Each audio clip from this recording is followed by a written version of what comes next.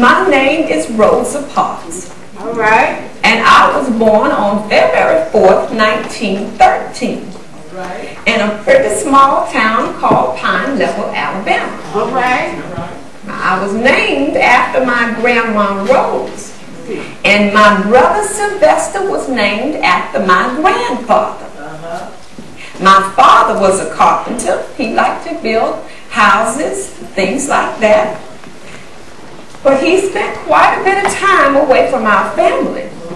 And by the time I was 5 years old, he had left the family altogether. My mother, Leona McCauley, was a school teacher. All right.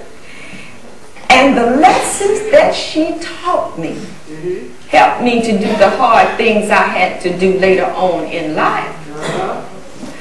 And she taught me that you shouldn't judge people by the amount of money they have, All right. the kind of home they live in, All right. or the kind of clothes they wear. All right.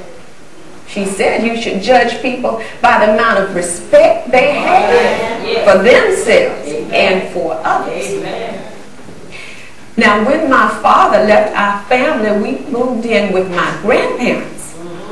And I want to tell you about my grandparents. I really enjoyed living with them.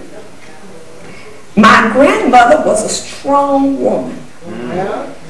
I believe she passed her strength down to me. All right. And my grandfather, he was a proud man. He instilled in my brother and I that you don't put up with bad treatment from anyone. All right. All right. Now, I believe that was passed down in our genes. All right. All right. Come on now.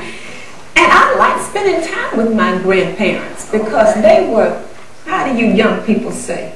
My grandparents were cool. All right. They liked to go fishing. And I like to tag along with them too. But they were elderly and I don't believe they could see too good. And every time it came time to put the bait on the hook, guess whose job that was? But I didn't mind at all. All right. Boys and girls, when I grew up, fear was very real for colored people. Now, people called colored were people like myself with brown skin of African descent. All right. And when I grew up, segregation was the law of the land. And those laws allowed white people to treat colored people without any respect. That's right.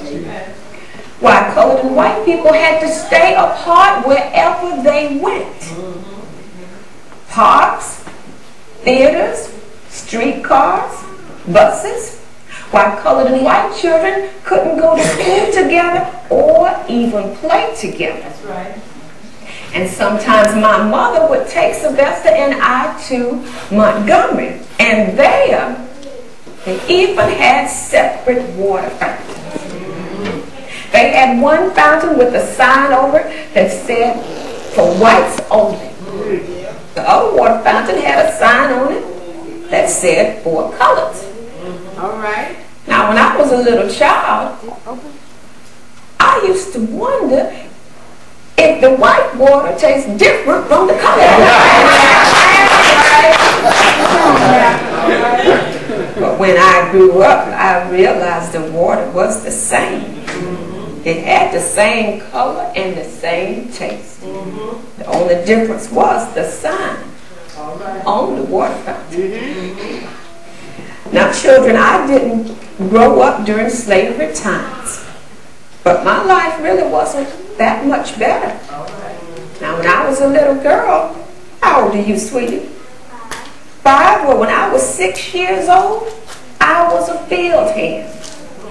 I had to work in the fields. I had a flour sack over my shoulder,